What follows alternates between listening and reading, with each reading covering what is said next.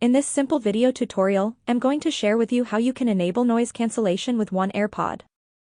You can simply turn on noise cancellation while listening with one AirPod in the ear. To do this, simply head into your phone settings. On the settings page, scroll down onto the option of accessibility. Then head into the section of physical and motor. In this section, select the last option of AirPods. You will have to enable this option on. Your AirPods will be put in noise cancellation mode even if you try to use one AirPod. That's how easy it is to enable noise cancellation on one AirPod. If you have any questions, just let me know in the comments section down below. Please don't forget to leave a like, share and subscribe for more video tutorials like this one.